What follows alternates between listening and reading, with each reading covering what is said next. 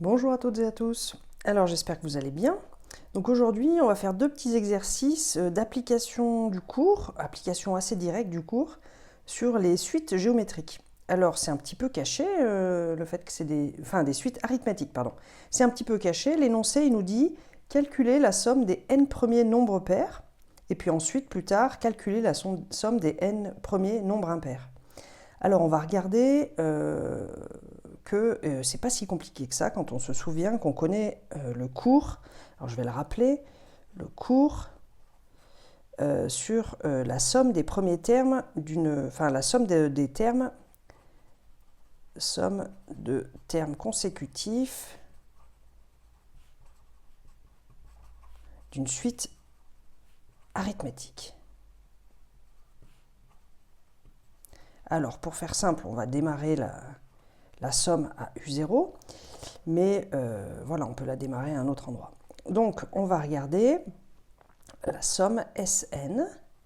Quand on a une suite UN et qu'on sait qu'elle est arithmétique, la somme des n de 0 à UN, pardon, donc U0 plus blablabla jusqu'à UN, ça va être le nombre de termes là-dedans. Donc ici, il y en a n plus 1, vous êtes d'accord? Pour les de 0 à n, le 0 c'est le premier, donc le U1 c'est le deuxième, U2 c'est le troisième, U3 c'est le quatrième, U4 c'est le cinquième, et donc UN ça sera le n plus unième. À chaque fois il y a 1 de plus que l'indice. Donc il y a n plus un terme. Donc ici ce que dit le cours, c'est que il dit le cours c'est le nombre de termes. Donc ça c'est le nombre de termes.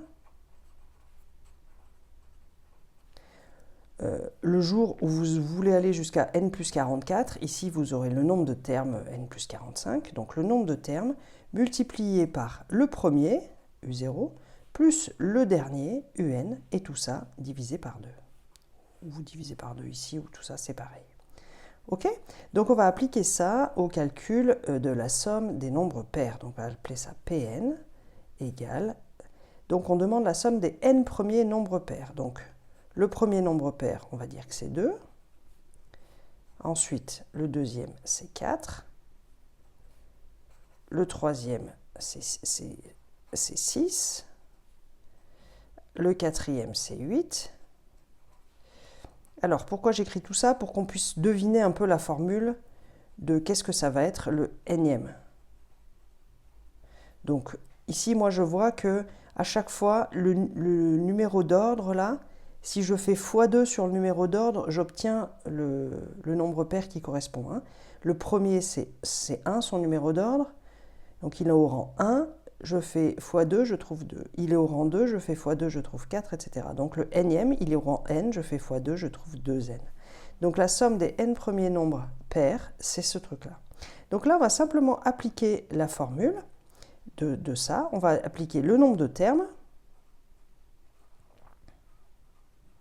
Et ensuite, premier plus dernier divisé par 2. Donc là, le nombre de termes ici, on a fait justement les n premiers nombres pairs, donc on en a bien n. Et je vais multiplier par le premier, c'est 2. Le dernier, c'est 2n. Et tout ça, je divise par 2. Et du coup, quand on simplifie un peu, Pn, je vais trouver. Donc tout ça, ça se divise par 2. Autrement dit, pour les gens qui ont du mal, je vais détailler. En haut, là, je vois que je peux mettre 2 en facteur. Ça fait 2 fois 1 plus n. Et tout ça divisé par 2. Et là, je fais ma simplification. Et au final, il me reste n fois n plus 1. Ok, on va passer à la somme des nombres impairs et on va faire exactement la même chose. Alors, Qn, c'est la somme des n premiers nombres impairs. Alors, le premier nombre impair, c'est 1. Le deuxième nombre impair, c'est 3. Le troisième nombre impair, c'est 5. Le quatrième nombre impair, c'est 7. Alors là, on va aller voir quel est le nème nombre impair. Donc c'est un petit peu plus compliqué. Donc ici, en gros, je vais vous donner une petite astuce. C'est que les nombres impairs, en général, on les écrit 2k plus 1. Et quand on fait un truc comme ça, qu'on arrive au nème, en gros, soit c'est 2n moins 1, soit c'est 2n plus 1. Bon, parfois ça peut être moins 3 ou plus 3, mais en général, il y a de fortes chances que ce soit l'un des deux. Donc on va aller regarder si l'une de ces deux formules convient. Donc on va regarder pour la classique qui vient le plus souvent, c'est 2n plus 1. Est-ce que 2n plus 1 convient pour le premier? Donc pour le premier, son rang c'est 1, donc ça veut dire n égale 1. Si je mets 1 là-dedans, je vais trouver 3. Bah, ça ne marche pas. Par contre, si je mets 1 là-dedans, ça fait 2 fois 1, ça fait 2, moins 1, ça fait bien 1. Donc là, on dirait que cette formule-là convient. Alors on va tester sur les autres. Pour 3, son rang c'est 2. Si je mets 2 là-dedans, ça fait 4 moins 1, ça fait 3. Ah, ça commence à être pas mal. Ici, le troisième, c'est 5. Si je mets 3 là-dedans, ça fait 6 moins 1, ça fait bien 5, etc. Donc, j'ai bien trouvé ma formule. Le nème terme impair, c'est 2n moins 1. Ok, et maintenant, on va faire comme tout à l'heure. Ici, c'est toujours une suite arithmétique. Hein. Vous êtes d'accord? Ça, j'ai pas pris le temps de le vérifier. Une suite arithmétique, c'est juste dire qu'il y a le même nombre d'écarts entre chaque terme. Et ici, il faut bien plus 2, plus 2, plus 2, plus 2, etc. Ici aussi, plus 2, plus 2, plus 2, plus 2. Donc tout ça, c'est bien des suites arithmétiques.